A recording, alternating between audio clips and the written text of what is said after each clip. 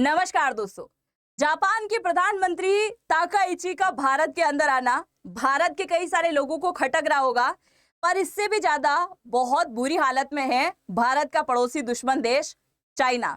वो कहते हैं ना कि शी जिनपिंग उस रात नहीं सो पाया था और बुरी तरीके से सोच में डूबा हुआ था। चाइना का शी जिनपिंग सोच रहा होगा कि भाई साहब, एक तरफ हमारा दुश्मन देश है भारत और एक तरफ हमारा दुश्मन देश है जापान। अब ये दोनों मिल गए हैं और दोनों मिलकर ऐसे ऐसे साझेदारी चीजों को लेकर चर्चाएं कर रहे हैं जो कि आज की प्लानिंग तो नहीं हो सकती है, ये प्लानिंग तो कई वर्ष पुरानी है। यानी अभी हाल ही में जापान के प्रधानमंत्री का भारत के अंदर आना केवल 5-10 समझौते करना नहीं है, बल्कि 15 साल पुरानी रणनीति को साकार करना है। और अगर यह रणनीति भारत के अंदर कामयाब रहती है तो आने वाले कुछ ही समय में चाइना की बर्बादी शुरू होती आपको यहां पर दिखाई देने वाली है। आज की इस वीडियो में हम चर्चा करने वाले हैं कि भारत के अंदर जापान की प्रधानमंत्री आ रही हैं, उससे काफी ज्यादा पेट में दर्द क्यों हो रहा है चीन के, और इस वजह से चीन आग बबूला होकर कई प्रकार के स्टेटमेंट भी दे रहा है। अब भारत और जापान के बीच में क्या क्या समझौते हुए हैं उसके बारे में भी चर्चा करेंगे, और ऐसी कौन सी रणनीति है जिससे ये पूरी तरीके से बर्बाद होते दिखाई दे सकते हैं, सब के बारे में चर्चाएं करेंगे। मेरा नाम है अंजलि और मैं आप सभी का स्वागत करती हूं एग्जाम नारी के यूट्यूब प्लेटफॉर्म पर। सबसे पहले आप जरा यहां पर देखिए, ये खुश मिजाज जो आपको दिखाई दे रही हैं, ये हैं जापान के प्रधानमंत्री सानाए ताकाइची। 1 जुलाई से 3 जुलाई यानी कि 3 दिवसीय आधिकारिक यात्रा पर ये आते हैं। 16वां शिखर सम्मेलन का आयोजन अभी हाल ही में भारत में किया जा रहा है, और इसके साथ ही ये कई प्रकार के समझौते भी भारत के साथ में कर देती हैं। यानी कई प्रकार की डील यहां पर हो चुकी है, जिनमें सबसे बड़ी डील है 8 से 10, जिनके बारे में आज मैं आपको यहां पर बताने भी वाली हूं। अब ये कोई केवल 5-10 प्रकार की डील करने के लिए नहीं आई, बल्कि 15 साल पुरानी रणनीति को साकार करने आई है। और वो रणनीति क्या है, अब हम यहां से शुरू करते हैं। सबसे पहले आप जरा यहां पर देखिए, ये आपको दिखाई दे रहा है वर्ल्ड मैप। वर्ल्ड मैप में अगर हम इस तरफ चलेंगे तो ये आपको दिखाई दे रहा है हमारा देश। हमारे देश से थोड़ा सा आगे अगर हम चलेंगे तो ये आपको दिखाई दे रहा है एशियाई देश जापान। इससे जापान से उड़कर ताकाइची कहां पर आ गई है, तो ये आ गई है भारत के अंदर। अब आप देखिए, ये रहा चाइना, एक तरफ इसका दुश्मन देश है जापान और दूसरी तरफ इसका दुश्मन देश कौन है, भारत इसका दुश्मन देश है। अब सवाल ये आता है कि इतने साल जापान, क्योंकि जापान एक एशियाई देश है और भारत भी एशियाई देश है, ज्यादा दूर भी नहीं है, फिर भी इतने साल ये साझेदार नहीं बने और अचानक से जापान को भारत की याद कैसे आ गई, ये बड़ी सोचने वाली बात है। तो अब आप जरा देखिए, आज से अगर 20 साल पहले हम चले तो आज से 20 साल पहले जापान के अंदर क्या होगा क्या नहीं होगा, उसकी विदेश नीति, हर एक मामले किसके हाथों में हुआ करते थे, अमेरिका के हाथों में। यानी जापान पूरी तरीके से अमेरिका की नीतियों का ही अनुसरण करता था। समय बदला और 2022 का दौर आया। 2022 के दौर में जापान को ऐसा लगने लगा था कि अब हमें भी गुट बना लेना चाहिए, हमें भी ऐसे एशियाई देशों का साथ चाहिए जो हमारे लिए काफी फायदेमंद साबित हो, क्योंकि हम चाइना की बढ़ती हुई गतिविधियों को नहीं रोक सकते। चीन कई प्रकार की सेनाओं को लगभग बढ़ा रहा है, PLS की है, रॉकेट फोर्स है, कई प्रकार की सेनाएं बना रहा है। तो चाइना लगातार क्या कर रहा है, सेनाएं बढ़ा रहा है। ये 9 डेज लाइन यानी 9 देशों की, ये जो आपको दिखाई दे रहा है समुद्री इलाका, इसके ऊपर भी चाइना लगातार अपना दबदबा बढ़ा रहा है। जापान को लगने लगा था कि भाई साहब, अकेले चीन का मुकाबला नहीं कर सकते, इसीलिए एशिया के अंदर ही हमें एक ऐसा देश ढूंढना होगा जो आने वाले टाइम में हमारे साथ मिल सके और चाइना की कमर तोड़ सके। पर शर्त यह है कि हम जितना बड़ा दुश्मन चाइना को मानते हैं, उतना ही बड़ा दुश्मन वो भी समझना चाहिए ताकि वो काम कर सके। जापान ने ढूंढना शुरू किया और उसे पता चला कि इसके लिए सबसे उपयुक्त कौन है, भारत है। भारत सबसे उपयुक्त क्यों है, क्योंकि जितना चाइना के पास सेना है, लगभग उतनी ही बड़ी सेना किसकी है, भारत की है।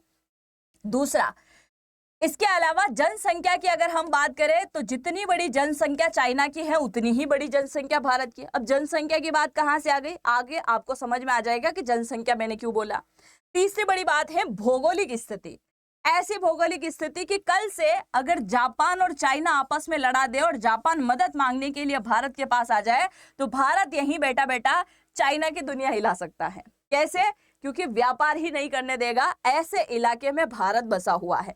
इसके लिए इसने सोचा कि अब भारत से हाथ मिलाने में फायदा है और इसके साथ में रक्षा सहयोग करने में भी बहुत ज्यादा फायदा होने वाला है। एक तो चाइना से जापान बहुत परेशान हो रहा था, दूसरा उत्तर कोरिया की अगर हम बात करें, ये आपको दिखाई दे रहा है जापान। जापान के इस तरफ अगर हम चले, मैं इसको क्लीन कर दूं ताकि आपको समझ में आएगा। अगर हम इस तरफ चले तो ये आपको दिखाई दे रहा है नॉर्थ कोरिया, ये आपको दिखाई दे रहा है south Korea. North Korea Kim Jong Un का इलाका, जो कि लगातार क्या कर रहा है, मिसाइलें बढ़ाने का काम कर रहा है, इसलिए ये इससे भी बहुत ज्यादा परेशान है। तो इसने सोचा कि भाई साहब अब अच्छा साझेदार ढूंढना पड़ेगा, और सच्चा और अच्छा साझेदार कौन मिला इसको, भारत इसको मिल गया। अब भारत की प्रधानमंत्री कहाँ आ जाती हैं, तो यहां से निकलकर कहाँ आ जाती हैं, भारत की तरफ आ जाती है। अब जब ये भारत आ गई हैं तो इससे चाइना को दर्द क्यों हो रहा है ना। चाइना को दर्द होना बहुत ज्यादा वाजिब है, क्योंकि चाइना को डर लगने लगा है कि मैं फैक्ट्री ऑफ द वर्ल्ड हूं। अब second factory of the world कौन हो सकता है, भारत हो सकता है। किसकी मदद से, जापान की मदद से। अब मैंने कुछ समय पहले बोला था ना कि जनसंख्या में लगभग बराबर है, ये कंपैरिजन जापान क्यों कर रहा है। अब आप जरा यहां पर देखिए, ये है एशियाई देशों का मैप, है ना, एशियाई देशों का मैप। इस तरफ चलेंगे तो ये आपको दिखाई दे रहा है रशिया। सबसे पहले रशिया की एग्जांपल से आप समझिए, ये आपको रशिया दिखाई दे रहा है। 1991 के अंदर यूएसएसआर टूटता है, सोवियत यूनियन जो होता है वो टूट जाता है। वो टूटता है तो कई सारे देश बनते हैं, उसमें सबसे प्रमुख देश होता है रशिया। अब ये कई सारे भागों में बढ़ गए, कई सारे छोटे छोटे देश बन गए, पहले एक हुआ करते थे। और जब ये बटे तो कई सारी विदेशी कंपनियां जो रशिया के अंदर आई हुई थी, उनके मन में डर बैठ गया कि भाई साहब ये अब देश बढ़ गए हैं तो जनसंख्या भी बढ़ गई, और जनसंख्या बढ़ गई तो हमारे प्रोडक्ट कौन खरीदेगा, हमारे यहाँ मैन्युफैक्चरिंग जो हमने कंपनियां लगा रखी है उसके अंदर सस्ते मजदूर कहाँ से मिलेंगे, कौन काम करेगा। तो धीरे धीरे विदेशी कंपनियों को लगने लगा कि हमें अब रशिया के अंदर नहीं रुकना चाहिए, हमें अल्टरनेट ढूंढ लेना चाहिए। और जब वो अल्टरनेट ढूंढ रहे थे तो बहुत तेजी से अर्थव्यवस्था बढ़ रही थी, किसकी, चाइना की। तो चाइना ने किसको इन्फॉर्म किया, रशिया के अंदर बैठी हुई फैक्ट्रियों को, कि भाई साहब क्या करो, हमारी तरफ आ जाओ, हमारे यहाँ पर सस्ते मजदूर भी मिल जाएंगे और हम आपको फैक्ट्रियां लगाने की जगह भी दे देंगे। ठीक है भाई साहब, सारी की सारी कंपनियां उठकर कहाँ आ गई, चाइना के अंदर आ गई। और आज चाइना क्या है, दुनिया का सबसे बड़ा फैक्ट्री ऑफ द वर्ल्ड हम कह सकते हैं। बहुत बड़ी बड़ी फैक्ट्रियां यहाँ पर लगी हुई है, दुनिया भर के कई सारे देशों की फैक्ट्रियां यहाँ पर आपको मिल जाएगी। अब क्या हो रहा है कि ये फैक्ट्रियां यहां से जा सकती हैं, कैसे जा सकती हैं, कैसे जापान इसको बर्बाद कर सकता है, आप जरा देखिए। अब होगा क्या, आने वाले समय में चाइना तैयारी कर रहा है ताइवान के ऊपर हमला करने के लिए, है ना। ताइवान को अपना हिस्सा बताता है, जैसे हम बोलते हैं ना कि बांग्लादेश और पाकिस्तान हमारा हिस्सा है, अखंड भारत का इलाका है, वैसे ही चाइना का कहना है कि ये ताइवान हमारा इलाका है। अब आप सोचोगे इतने छोटे से देश के लिए इतना परेशान क्यों हो रहा है, इसीलिए परेशान हो रहा है क्योंकि यहाँ पर चिप की फैक्ट्री है, यानी ये चिप्स खाने वाले नहीं है, है ना, जो कार इलेक्ट्रॉनिक कारें वगैरह होती हैं उनके अंदर लगते हैं, मिसाइलों के अंदर लगते हैं, बैटरियां वगैरह होती हैं, इलेक्ट्रॉनिक आइटम हो गए हैं, उन सब के अंदर चिप की बहुत ज़्यादा जरूरत होती है। तो वो चिप यहाँ पर है, रेयर अर्थ मिनरल्स यहाँ पर हैं, सेमीकंडक्टर यहाँ पर हैं, ऐसी कई सारी अनोखी चीज़ें ताइवान के अंदर हैं, जो कि ताइवान दुनिया की फैक्ट्री है। अब इसलिए चाइना को क्या चाहिए, ताइवान चाहिए। और चाइना किसका ही भाग है, एक समय में चाइना का भाग हुआ करता था, पर जब जापान ने अटैक किया था चाइना के ऊपर, उस समय ये अलग हुआ, क्योंकि बाद में चुनाव हुए और चुनाव में ताइवान के जो लोग हैं वो नहीं जीत पाए, ये अलग हो गया। आज अगर आप ताइवान के अंदर जाओगे तो आपको जापानी झलक देखने को मिलेगी, क्योंकि ताइवान को जापान ने 50 साल तक गुलाम रखा था। तो पूरी तरीके से आपको नीतियां गीतियां हर चीज आपको ताइवान के, जापान के अकॉर्डिंग मिलेगी, जिस बात से भी चाइना बहुत बुरी तरीके से चिढ़ता है। दूसरा, जापान के अंदर अमेरिका ने कई प्रकार की सेना बिठा रखी है, इसके साथ ही कई प्रकार की फैक्ट्री लगा रखी है, इसके साथ ही यहाँ तक की वादा कर रखा है कि भाई अगर कल से कुछ भी आँच आ जाएगी तो अमेरिका जापान के लिए आकर खड़ा है। इसीलिए जापान कभी परमाणु नहीं बनाता है, बाकी जापान को टाइम नहीं लगेगा परमाणु बनाने के लिए। तो अब आप इस बात को अच्छी तरीके से समझ चुके होंगे कि जापान और चाइना की दुश्मनी क्या है। इसके अंदर अमेरिका भी बैठा हुआ है, वो भी पेट में दर्द होता है। अब क्या होगा कि भाई वो फैक्ट्रियां भारत के अंदर कैसे आ सकती है, ये कैसे होगा। 2027 का टारगेट है चाइना का कि 2027 के अंदर मैं ताइवान के ऊपर हमला कर दूंगा। और ताइवान के ऊपर जब हमला होगा और दुनिया भर में कई सारा युद्ध छिड़ेगा, क्योंकि जब ये यहाँ पर हमला करेगा तो जापान जरूर से ताइवान को बचाने के लिए आएगा, क्योंकि जापान की सुरक्षा जैसे अमेरिका करता है वैसे ही ताइवान की सुरक्षा भी अमेरिका करता है। यानी अगर हम दक्षिण कोरिया की बात करें तो यहाँ अमेरिकी सैनिक है, जापान के अंदर अमेरिकी सैनिक है, ताइवान के अंदर अमेरिकी सैनिक है। तो जब अमेरिका मदद करने के लिए आएगा तो इन दोनों देशों से भी तो सहायता आएगी, और जब ये सहायता देगा, युद्ध में कूदेगा, तो ऑब्वियसली यहां से जब व्यापार होता है इस वाली जगह से सामान जो कहां पहुंचता है जापान के अंदर, उसे बीच में रोकने की कोशिश करेगा कौन? चाइना। अब ये बीच में रोकने की कोशिश करेगा, और जब युद्ध चलेगा तो ये चीप सेमीकंडक्टर, जो चीजें, बैटरियां वगैरह, इलेक्ट्रॉनिक कारें, इलेक्ट्रॉनिक की फैक्ट्री जो भी है, सब कुछ कहाँ रह जाएगी? ताइवान और चाइना के अंदर रह जाएगी, जिसकी वजह से किल्लत कहाँ आएगी? दुनिया भर के कई सारे देशों में। इसकी वजह से तो चाइना दबाता है। आप देखो हॉर्मुज स्ट्रेट से ही जहाज निकल रहे हैं, अगर अल्टरनेट रास्ता होता तो फिर ईरान बैठा रहो ना वहां पे, क्या लेना देना है? अब इसी चीज को लेकर इजराइल वर्क कर रहा है कि अलग अल्टरनेट रास्ता तो हमें चाहिए ही चाहिए। यही वाली बात जापान अब से सोच रहा है। जापान बोल रहा है कि फ्यूचर में ये लड़ाएंगे, फैक्ट्रियां बंद होगी, और फैक्ट्रियां बंद होगी तो हमें कई सारी चीजें नहीं मिल पाएगी जो हमें चाहिए। इसके अलावा जापान की आर्थिक स्थिति पर संकट आ सकता है। क्यों? क्योंकि आज भी कई सारे पार्ट्स जो है चाइना से बनकर कहाँ आते हैं? जापान के अंदर आते हैं। तो इनका बोलना है कि अब हम इसकी शुरुआत करते हैं कि जो फैक्ट्रियां चाइना के अंदर हैं वैसी ही फैक्ट्रियां कहाँ शिफ्ट हो जाए? इस तरफ। और अगर ये लड़ाएगा तो विदेशी कंपनियों का फिर विश्वास उठेगा, ठीक उसी प्रकार से जैसे एक समय में रशिया से विश्वास उठ गया था, वैसे विश्वास उठेगा। तो वो सारी कंपनियां कहाँ आएगी? भारत के अंदर। और इसीलिए second factory of the world कह दिया है जापान ने किसको? भारत को, कि भाई साहब हम चाहते हैं कि यहाँ पर कई प्रकार की फैक्ट्रियां लग जाए। इस बात से भी चाइना को चिढ़ है, इस बात से भी पेट में दर्द हो रहा होगा। पहला रीजन आपको समझ में आया। दूसरा रीजन समझो, दूसरे रीजन से भी पेट में दर्द होना वाजिब है। दूसरा रीजन क्या है? ये आपको दिखाई दे रहा है वर्ल्ड मैप। वर्ल्ड में 4 चौक पॉइंट है। 4 चौक पॉइंट क्या? दुनिया भर के कई सारे देशों के जहाज इधर उधर व्यापार करने के लिए निकलते हैं। ये पूरा गोल चक्कर लगाते हैं। कोई नॉर्थ अफ्रीका जा रहा है, अमेरिका जा रहा है, एशिया जा रहा है, यूरोप जा रहा है। तो जहाज लगभग 4 रास्तों से होकर निकलते हैं। उन 4 रास्तों में 2 रास्ते कहाँ आ गए हैं? भारत के पास में। कौन कौन सा रास्ता? ये आपको दिखाई दे रहा है हमारा देश।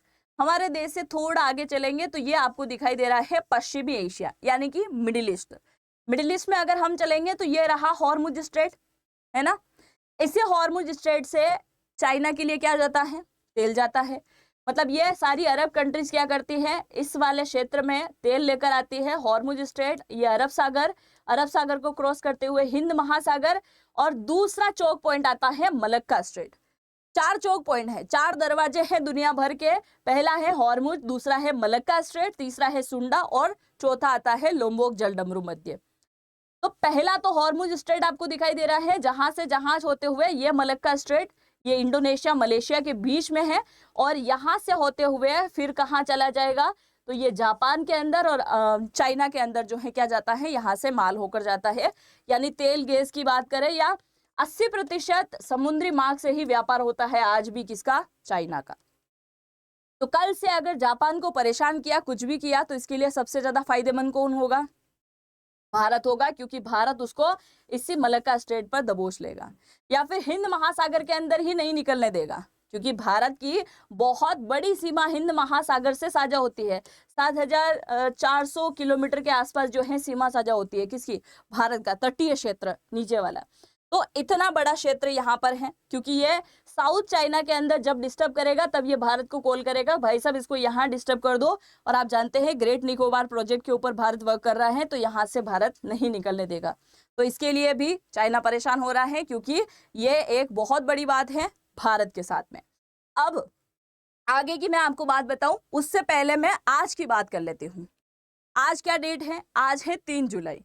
और आज भारत और जापान के बीच में जो साझेदारी चीजों को लेकर चर्चाएं हुई हैं कि कौन कौन सी चीजें अब भारत को मिलने वाली हैं। सबसे पहले मैं आपको बता देती हूँ कि अगले साल जापान भारत के अंदर क्या क्या करने वाला है। सबसे पहले अगर हम बात करें तो मैन्युफैक्चरिंग हब बनाने की बात कही है किसने? जापान ने, कि जितनी भी बड़ी बड़ी कंपनियां हैं अब भारत के अंदर शिफ्ट हो जानी चाहिए। थोड़े टाइम पहले ईयू वाले भी इस बात की घोषणा करके गए थे कि वो भी निवेश करेंगे। 2030 तक बहुत बड़ी कंपनियां लगने वाली हैं। और जापान भी अब बोल रहा है कि मैन्युफैक्चरिंग हब भारत होना चाहिए, कि दुनिया भर की कई सारी फैक्ट्रियां भारत के अंदर लगे। दूसरा, सेमीकंडक्टर, जो कि भारत ने अभी शुरुआत करी है बनाने के लिए, तो सेमीकंडक्टर का हब भी भारत हो जाना चाहिए। तीसरी, लॉजिस्टिक हब, दुनिया भर के व्यापार केंद्र का, यानी कि यहीं से होते हुए सारा व्यापार हो, इसके लिए लॉजिस्टिक हब बनना चाहिए। और ग्रीन एनर्जी को लेकर भी यहाँ पर चर्चाएं हो चुकी हैं, जो कि अगले साल जापान निवेश करने वाला है। अब भारत और जापान के बीच में और किस प्रकार की डील हुई है, तो आती है बात समुद्री सुरक्षा को लेकर, क्योंकि ये सारे मुद्दे अभी हाल ही में चर्चा में चल रहे हैं। समुद्री सुरक्षा को लेकर बात हो गई है, क्योंकि हिंद महासागर, अरब सागर और इसके अलावा प्रशांत महासागर तक भारत की पहुंच है। प्रशांत महासागर तक कैसे? क्वाड के अंदर भारत शामिल है, जिसमें चाइना को घेर रखा था। एक तरफ ऑस्ट्रेलिया, दूसरी तरफ जापान, तीसरी तरफ अमेरिका और चौथी तरफ आता है हमारा देश। तो क्वाड के अंदर शामिल है, इसलिए प्रशांत के अंदर भी है। फिर बारी आती है एआई टेक्नोलॉजी की। भारत और जापानीज दोनों के दोनों मिलकर, दोनों के इंजीनियर, दोनों के वैज्ञानिक सब मिलकर क्या करेंगे, यहाँ नए प्रकार की टेक्नोलॉजी लेकर आएंगे, जिसमें भारत अब नए प्रकार के रोबोट भी बनाने वाला है। क्योंकि चाइना ऑलरेडी अपनी सीमा पर रोबोट को तैनात कर चुका है। जब आप एलएसी पर जाएंगे तो आपको दिखाई देगा चाइना ने किस प्रकार के रोबोट यहाँ पर तैनात कर रखे हैं। तो भारत नए प्रकार के रोबोट बनाने वाला है। इसके अलावा जापान आज से कई वर्ष पहले हथियार भी निर्यात नहीं करता था, किसी देश को हथियार नहीं देता था, पर आज एक नए प्रकार की डील हुई है। अब ये डील किस प्रकार की है, आप जरा सुनिएगा। डिफेंस टेक्नोलॉजी एग्रीमेंट अभी हाल ही में हुआ है। इसके अकॉर्डिंग जापान का कहना है कि आज से कई वर्ष पहले, यानी कि सेकेंड वर्ल्ड वार की हम बात करें, 1945 के अंदर जापान की कमर तोड़ दी थी अमेरिका ने, क्योंकि नागासाकी के अंदर परमाणु हमला हुआ था, हिरोशिमा के अंदर। उसके बाद अमेरिका ने साथ दिया। अब सेकेंड वर्ल्ड वार के बाद जापान ने अपने संविधान में कुछ बदलाव किया। संविधान में कहा था कि आज से हम किसी भी देश को हथियार निर्यात नहीं करेंगे, बल्कि हम सबसे ज्यादा वर्क करेंगे टेक्नोलॉजी में, सबसे ज्यादा वर्क करेंगे हथियार बनाने में। किसी भी देश को हथियार देंगे नहीं, ना उनसे खरीदना है, उनको हथियार देंगे ही नहीं, क्योंकि वो हमारी टेक्नोलॉजी चुरा सकते हैं, हम हथियार नहीं देंगे। अब इसने कई सारे देशों के ऊपर भरोसा किया है, जैसे बात आती है इंडोनेशिया की, वियतनाम की, और फिर बारी आती है सबसे बड़ा साझेदार भारत। भारत पर जापान को इतना भरोसा हो गया है कि जापान ने बोला है कि अब हम आपको केवल हथियार देंगे नहीं, बल्कि साथ में मिलकर हथियार बनाएंगे। ठीक जैसे भारत और रशिया ने मिलकर ब्रह्मोस बनाई है, ठीक उसी प्रकार से हम आने वाले टाइम में भविष्य की नए प्रकार की टेक्नोलॉजी वाली रडार बनाएंगे, नए प्रकार की मिसाइलें बनाएंगे, नए प्रकार के फाइटर जेट बनाएंगे, समुद्री निगरानी वाले नए प्रकार के सर्विलांस यानी कि निगरानी वाले ड्रोन बनाएंगे। इसके अलावा एंटी सबमरीन बनाएंगे, और यहाँ तक कि घातक सुसाइड वाले जो ड्रोन होते हैं उनका निर्माण भी करेंगे।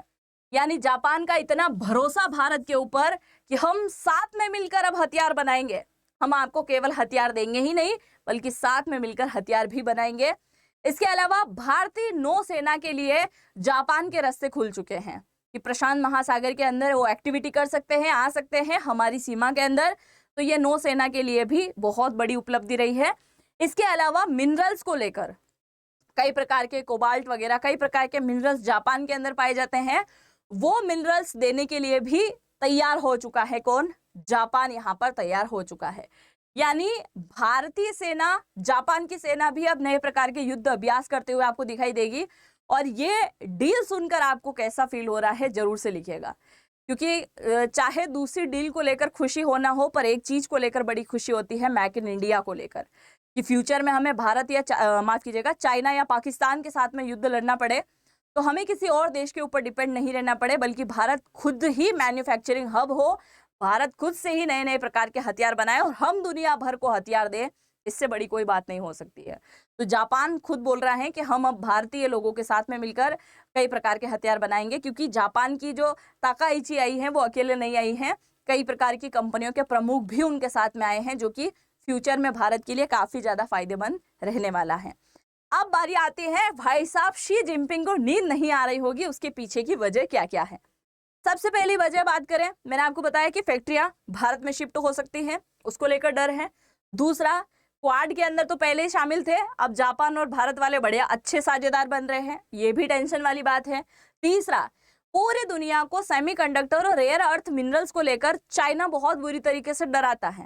वो बोलता है आपने टैरिफ लगाया, हम टैरिफ लगाएंगे, सेमीकंडक्टर नहीं देंगे, कई प्रकार की चीजों को लेकर डराता है, रेयर अर्थ मिनरल्स को लेकर डराता है।